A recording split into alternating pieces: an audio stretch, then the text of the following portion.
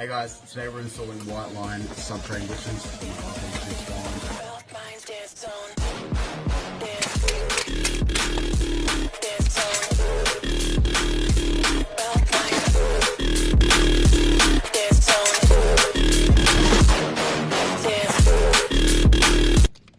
So I don't have to disconnect the brake lines, what I'm going to do is I'm just going to take off the brake calipers off of the bracket that bolt to the hub.